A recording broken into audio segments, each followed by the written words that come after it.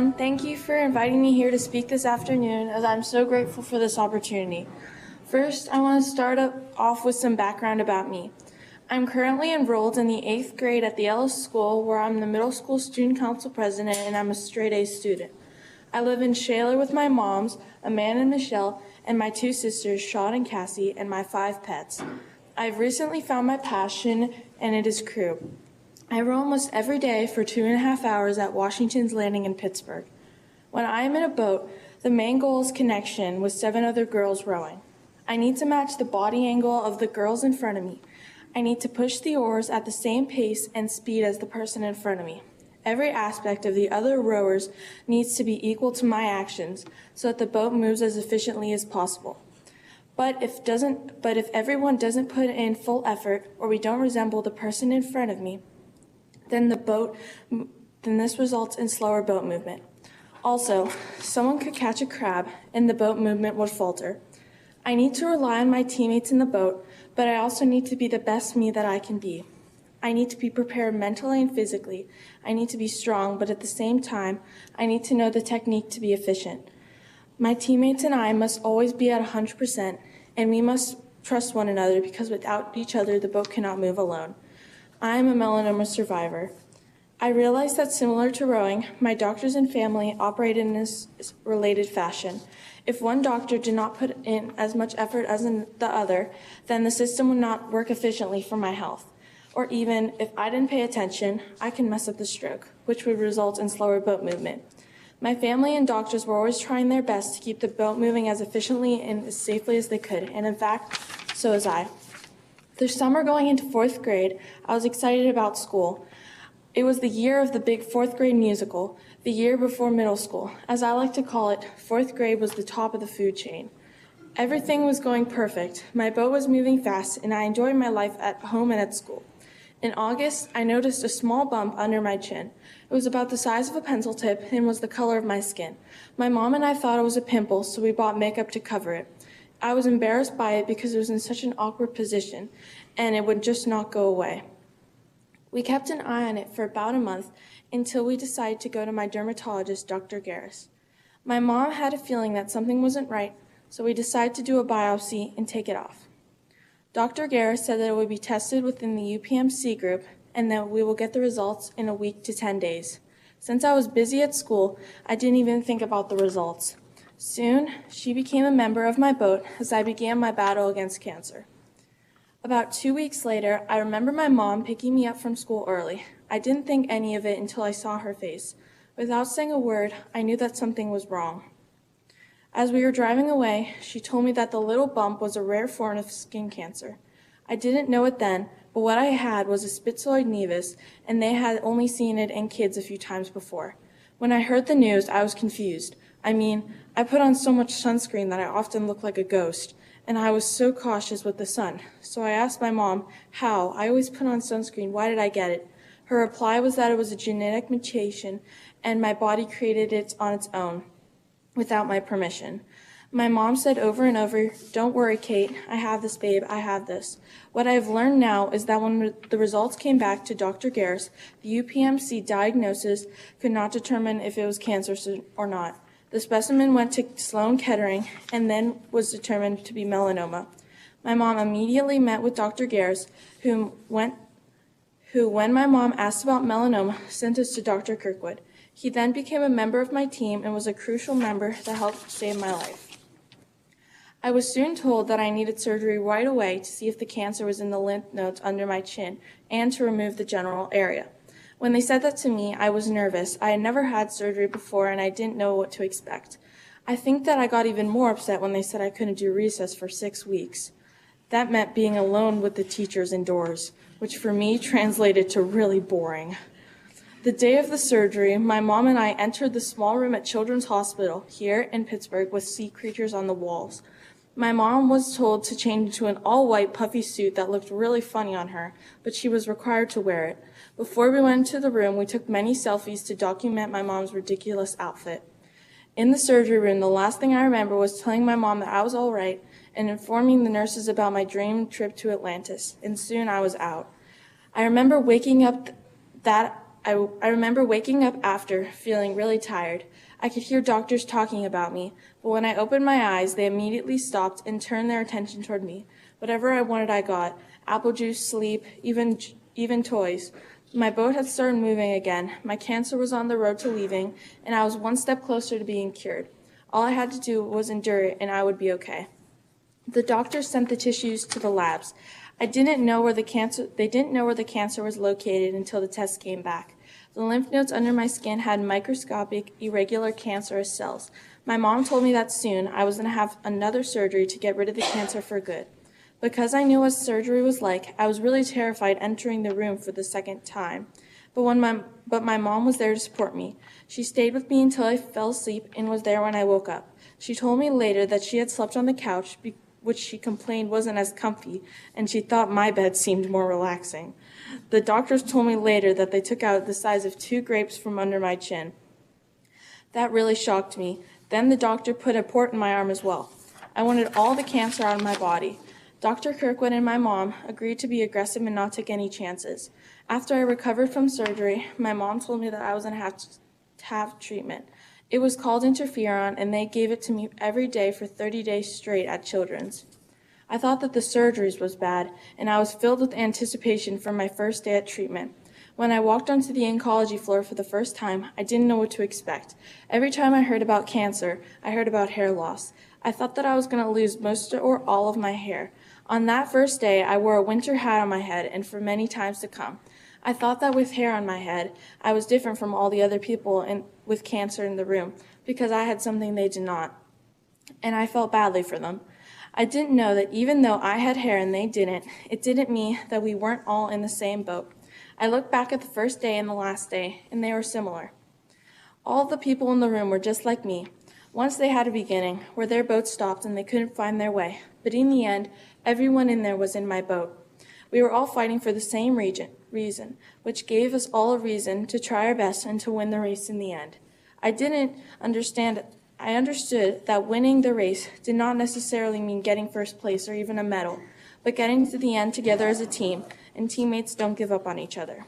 Going onto that floor every day for a month became a routine of my life. Sure, it was only for a short time, but it felt like a lifetime. I would walk into the room, and my amazing nurses, Mindy or Mandy, would hook up the port into the salt water for an hour. After that, I had my interferon infusion. While I sat there, I frequently would hear Mike come into the room. He is the child life therapist. Mike made the hospital fun for me. He listened to me, played games with me, and became part of my boat shortly after I met him. Also, my doctor, Dr. Shaw, would be with Mike. He was the main oncology doctor, who soon became my friend. I remember how he would always wear a sheriff patch on his doctor jacket, and he was always telling a story or joke. Together, they were some of the best people on earth. They always made me laugh and made me forget that I was at a hospital. They always had such an optimistic attitude coming into the room, and seeing them made me want to smile. I remember once I came home from school saying that I tried bugs covered in chocolate. I said that they were nasty, and Mike said that they probably were not. Dr. Shaw agreed with Mike. Enjoying play with them, I said to them, "If I bring in flavored bugs, will you eat them? I dare you to." They agreed, and soon they were eating bugs. I remember the look on Mike's face when he said it's not that bad, while Dr. Shaw looked like they were the most gross things he's ever eaten. The next day, I didn't tell my teachers about the 3 hours of medicine, but I told them how my doctor ate bugs. I spent my 10th birthday, Christmas Eve, and even Christmas Day receiving treatment at the hospital. My hair had become really thin, but did not fall out completely. I still had to cut my hair short. Before I was diagnosed, I wore a ponytail in my hair often, but I couldn't with my hair short. So I was sad when I cut off my hair because I was often mistaken as a boy, which hurt my feelings. So I resulted in wearing a hat to Children's, but soon I acquired a bin of bows to wear to school. And even though I had little hair, I still found style. I had a feeling of hope at the beginning of January. Even though things could be better, the end goal felt closer and it was in reach. I felt as though things were getting easier, until they weren't. After the month-long treatment, I thought it was over. I had my port removed and it was extremely scary. I held my sister's hands. My mom was crying because I was crying, and Mike and Dr. Shaw were talking me through the whole thing. I didn't understand how it couldn't be over. I was allowed back at recess and I had finally performed in the school play. But I soon found out that I still had a year of interferon to go. Dr. Kirkwood told my mom that she soon would have to start giving me shots, and I could feel her eyes grow bigger than a cartoon character. She did not like shots, and neither did I. It was going to be a rough year. After speaking to her, I realized how much he had helped me in the past few months. He agreed to see me and helped me get better. When he talked, he said big words that I did not understand, but I knew he was passionate about helping others. That was one of the things that I still love about him. On the first day of shots, my mom gave it to me in my arm, and everything was going well. I was not sure how my body was going to react, so we did not know how much Tylenol I should take until nighttime. I was sleeping, and then I felt really, really hot. I was shaking, and I didn't know why. I went into my mom's bedroom, and she instantly comforted me. My body hurt. I was sweating. My teeth were chattering. I was terrified. She gave me medicine and told me that I was going to be okay. I climbed into her bed and eventually fell asleep, but I woke up the next morning praying that something like that never happened again. My mom gave me 3 shots a week, and we soon became really good at the amount of timing of Tylenol to control my fevers and chills. Mondays were the worst, with Wednesdays getting better, and Fridays sometimes I felt as good as new, but I always had the constant feeling of blah. Every day, even on the weekends, I felt exhausted, achy, and sometimes I had a slight fever. I lost my appetite during interferon and didn't grow much. I often dreaded coming home from school to take yet another shot. Sometimes my mom was good and I can barely feel it, but it could also be like the flu shot, where the muscles around it became tense and it hurt even more. I look back and think about how I did it. I believe that's similar to being in the boat. You can't give up on each other because of the other people in the boat. They're giving their all, so therefore you shouldn't either. Everyone tried their best to get me cured as fast and efficiently as possible, so I put in the effort not to complain, no matter how hard it was, because even though I was the one with cancer, we are all in the boat together. Before I knew it, we were coming up on December, which was the 1-year mark of my interferon. I was so excited. I decided to plan a cancer-free party at the trampoline park in celebration. Prior to the party, I had told my mom that my dream is to ride a limo around. So the morning of the party, I looked out the window, and sitting in my driveway was a shiny black limo. I was so excited I couldn't describe the feeling I had. Being in 5th grade and having a limo, even for the day, was the best feeling in the world. When I pulled up to the trampoline park, I felt like $1 million. My boat was moving fast because my life was getting better. The day was a blur of my family and friends and happy memories that have lasted to this day. As a surprise, after I finished treatment, my mom took my sisters, 3 of my friends, and I to Disney. There was a time I will never forget. I also received a Make-A-Wish, which was incredible. I went to Universal Studios in Hollywood. The next day, my wish was going on the set and being a judge of America's Got Talent. I met Simon Cowell, Mel B, Heidi Klum, and Howie Mandel. It was a great time. Whenever I row, I always try to be the best I can be. I try to be a good teammate and also a good rower.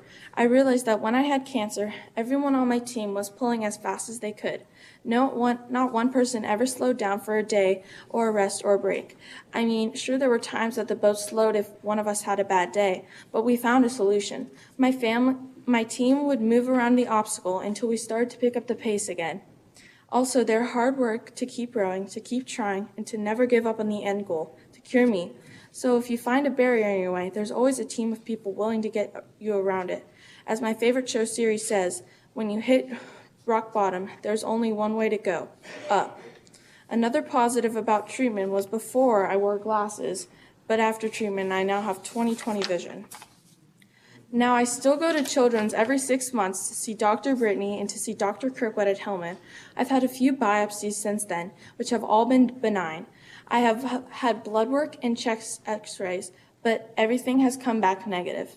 I currently row in downtown Pittsburgh and have won 3 gold medals in the past 2 months. I am happy and healthy with my family. I still enjoy going to Children's Hospital to see the people behind the counter and the doctors with whom I have grown to love and respect. I want to congratulate Dr. Kirkwood and the Hillman for the melanoma tissue bank. I'm so grateful for Dr. Kirkwood for being such a smart, kind, and driven doctor that saved my life. He is also a friend and a member of my team. We are all in this melanoma battle together, and I'm excited for the day when children and adults don't need to battle anymore. I will continue to do what I can. This has been a great honor speaking for you, and I hope you enjoy the rest of your weekend.